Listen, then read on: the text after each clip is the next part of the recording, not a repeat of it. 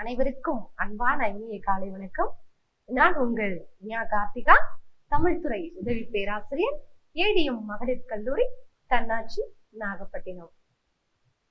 இன்றைய வகுப்பில் நாம் இளங்கலை தமிழ் 3ஆம் ஆண்டு 5ஆம் பருவத்திற்குரிய திருக்குறளை பற்றி பார்க்க வந்துள்ளோம். திருக்குறள் இந்த நூல் எப்படிப்பட்டது, எவ்வளவு பெருமைக்குரியது அப்படின்னு பார்க்கும்போது உலகம் முழுவதும் வியர்ந்து பார்க்கக்கூடிய உன்னத அறிவு படைப்புகளின் களஞ்சியமாக திகழ்கின்றது.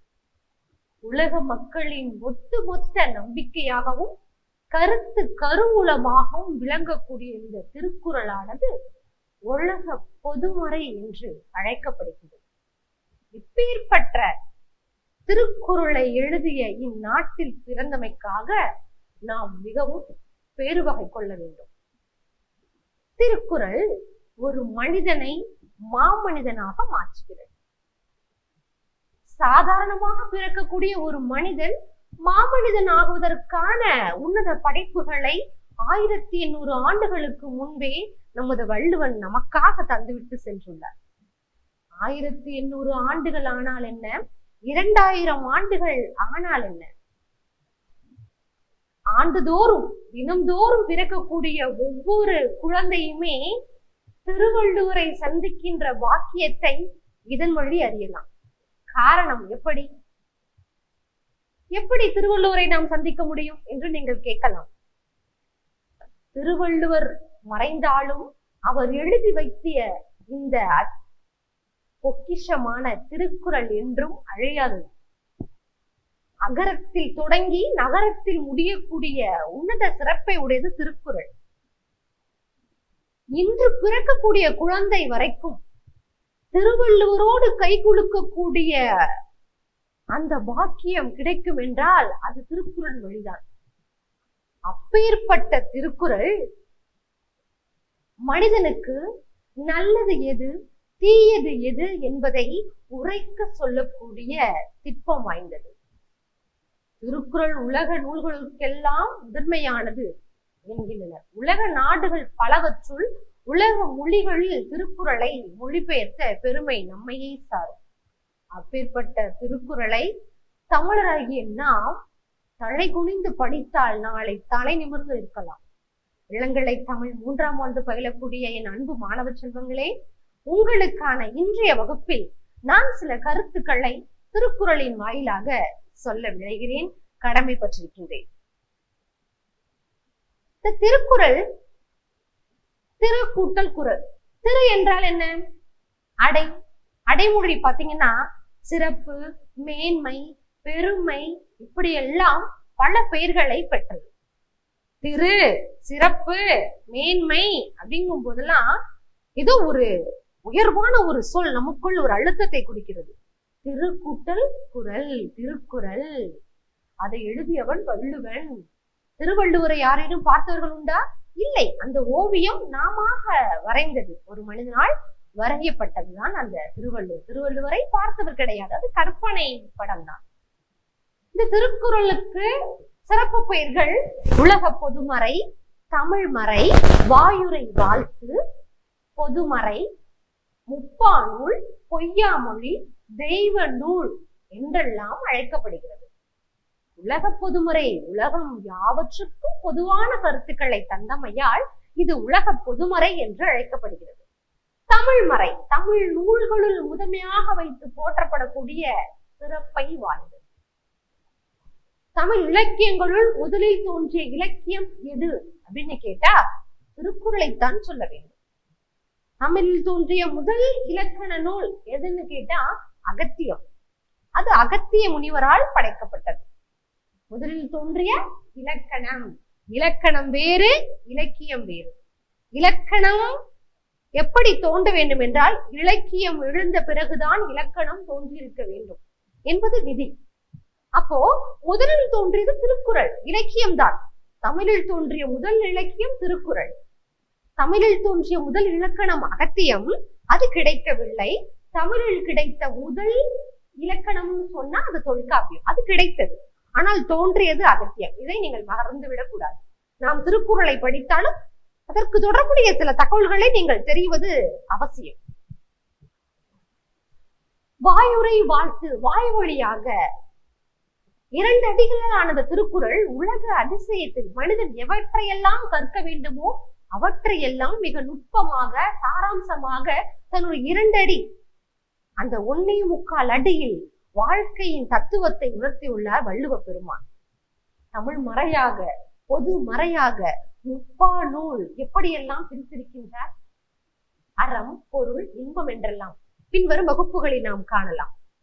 தெய்வ நூல் என்றே சொல்கின்றனர். இதன் சிறப்பு உலக பொதுமறை, தமிழ் மறை, வாயுரை வாழ்த்து, உத்திர வேதம், பொதுமறை, முப்பாநூல், பொய்யா மொழி, தெய்வ நூல் என்றெல்லாம் அழைக்கப்படக்கூடிய சிறப்பு பெயர் திருக்குறளுக்கே உரியது.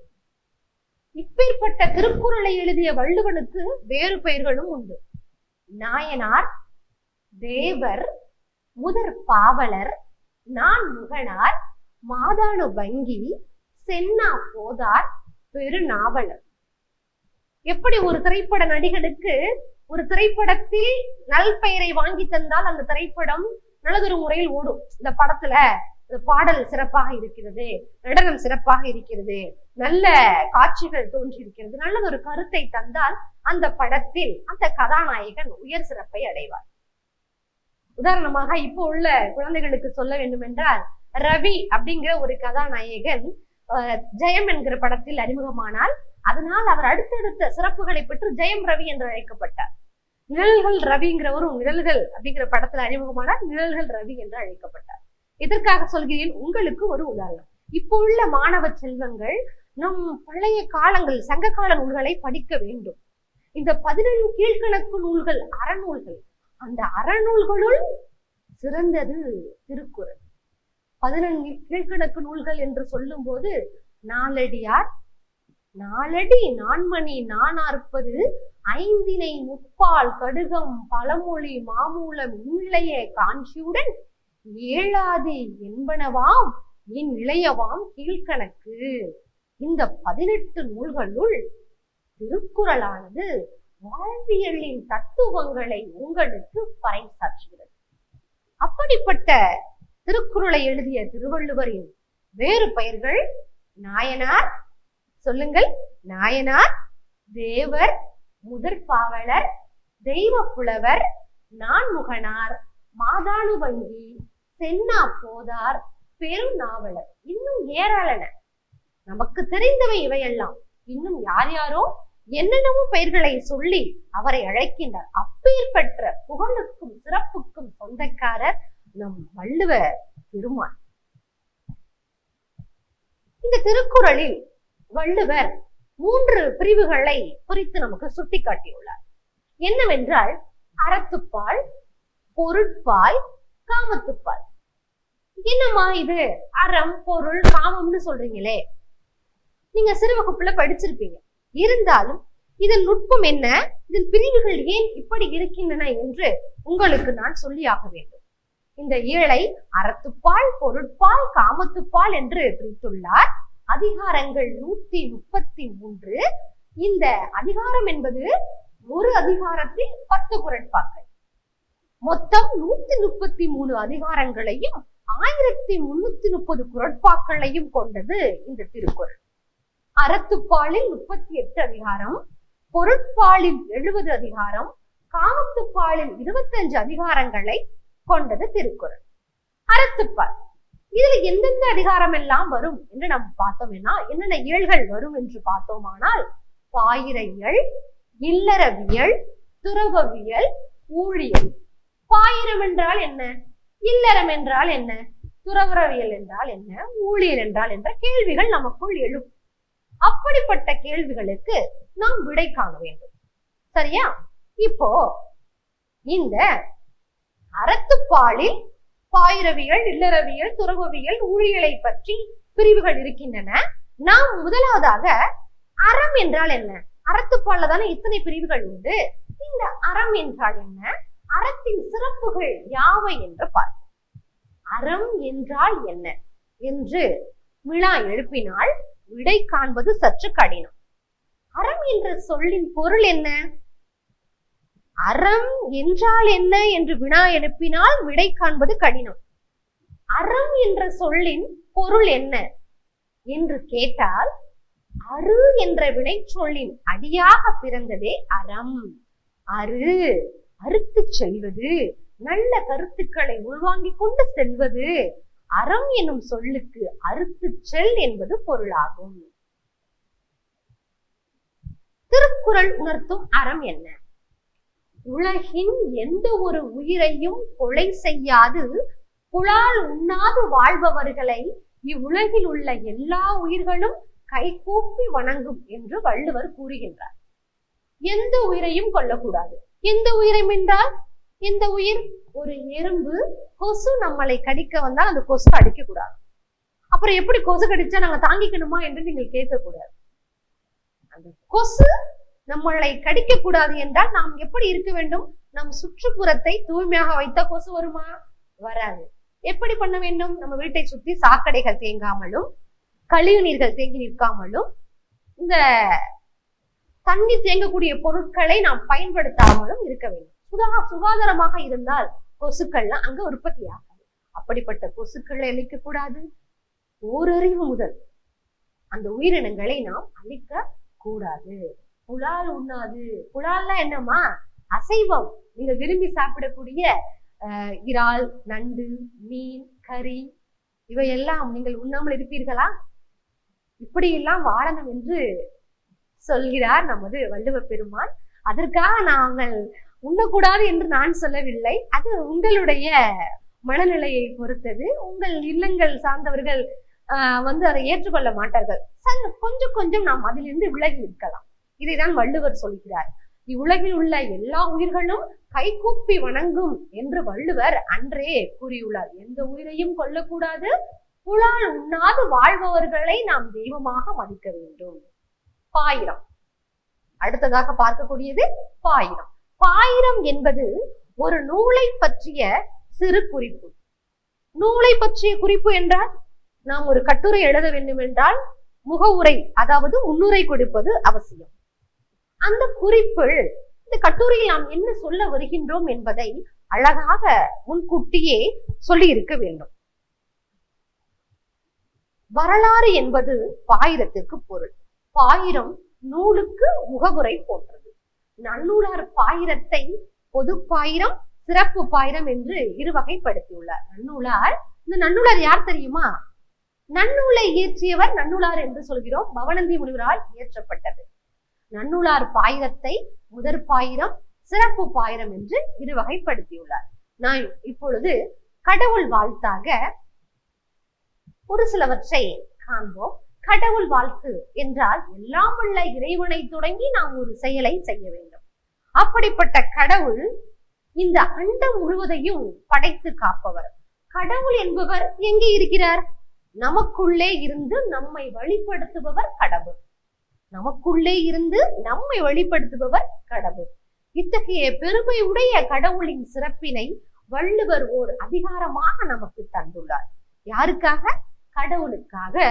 ஒரு கடவுள் வாழ்த்து என்கிற அதிகாரத்தையே வள்ளுவர் நமக்கு முதலாவதாக திருக்குறளில் வைத்துள்ளார். என்ன குறள்? அகர முதல எழுத்தெல்லாம் ஆதி பகவன் முதற்றே உலகு. என்ன அகர முதல எழுத்தெல்லாம் ஆதி பகவன் முதற்றே உலகு?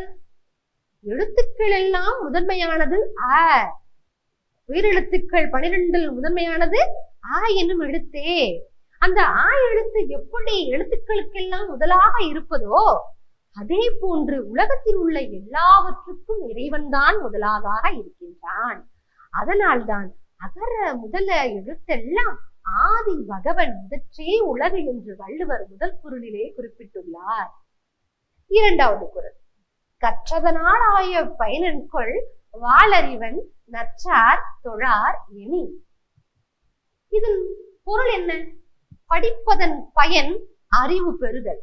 அப்படியானால் நம் அறிவுக்கெல்லாம் எட்டாத ஒரு பொருள் இருப்பதை உணர்ந்து அதை போற்றாவிட்டால் படிப்பினால் என்ன பயன் என்று கேட்கிறார்.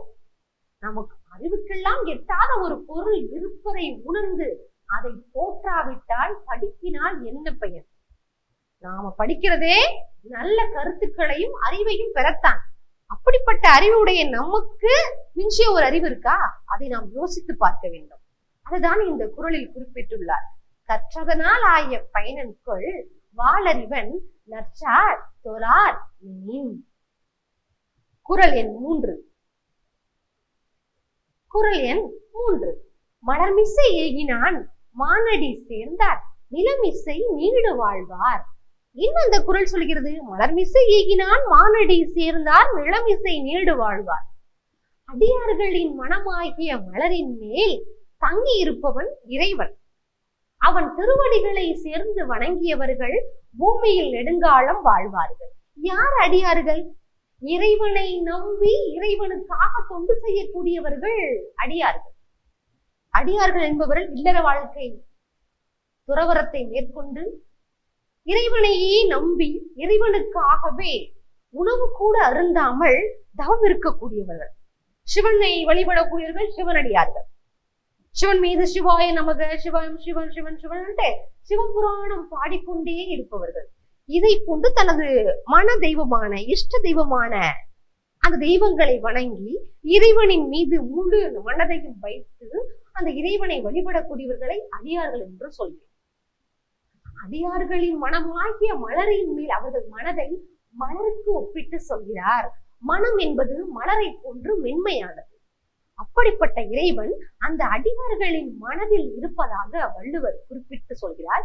அவரது திருவடிகளை சேர்ந்து வணங்கியவர்கள் பூமியில் நெடுங்காலம் வாழலாம் என்று வள்ளுவ பெருமான் உரைக்கின்றார். குறள் எண் 4. வேண்டுதல் வேண்டாமை இலானடி சேர்ந்தார்க்கு யாண்டும் இடும்பை இல. வேண்டுதல் வேண்டாமை இலானடி சேர்ந்தார்க்கு யாண்டும் இடும்பை இல. இந்த குறள் என்ன உணர்த்துகிறது? வேண்டுதல் வேண்டாமை என்றால் விரும்புதலும் வெறுத்தலும். விரும்புதலும் வெறுத்தலும் இல்லாத இறைவன் திருவடிகளை சேர்ந்தவர்களுக்கு எப்பொழுதும் துன்பம் இல்லை. உனக்கு ஒரு பொருள் மேல் ஆசை என்றால் இந்த பொருள் தான் வேண்டும் என்று அடம்பிடிக்க கூடாது. கிடைச்சா கிடைக்கட்டும், கிடைக்காட்டி போகட்டும்.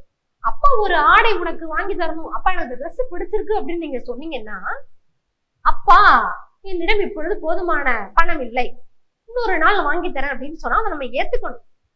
இல்லை எனக்கு வேணும் தான் அடம்பிடிக்கும் போது அப்பாவின் மனம் வருத்தப்படும். இந்த குறளை விரும்புதலும் வெறுத்தலும் இல்லாத இறைவனுக்கு எந்த ஒரு ஆசாபாதங்களும் கிடையாது. அது மாதிரிதான் மனிதனும் நம் மனதை பக்குவப்படுத்தி கொள்ள வேண்டும். அப்படி உனக்கு எந்த விருப்பு வெறுப்பும் இல்லை என்றால் நீ இறைவனின் திருவடிகளை சேர்ந்தவர் ஆவீர், உங்களுக்கு எந்த துன்பமும் வராது என்று வள்ளுவ பெருமான் உரைக்கின்றார். விரும்புதலும் வெறுத்தலும் இல்லாத இறைவன் திருவடிகளை சேர்ந்தவர்களுக்கு எப்பொழுதும் துன்பம் இல்லை. குறள் எண் 5. இருள் சேர் இருவினையும் சேரா இறைவன் பொருள் சேர் புகழ் புரிந்தார் மாட்டு. இருள் சேர் இருவினையும் சேரா இறைவன், இறைவனின் உண்மையான புகழை போற்றுபவர்களிடத்தில் அறியாமையால் வரும் நல்வினை தீவினை என்னும் 2 வினைகளும் சேரமாட்டா. யார் ஒருவர் இறைவனை முழு மனதோடு தியானிப்பார்களோ, தியானிப்பது என்பது அவரை சரணடைவது. இறைவனிடம் மனம் விட்டு தன் மனதில் உள்ள திடமான அந்த கஷ்டங்களை துன்பங்களை உரைத்தோமே ஆனால் நாம் செய்யாமல் தவறாக செய்த அந்த தீவினைகள் கூட கடவுளால் மன்னிக்கப்பட்டு விடும்.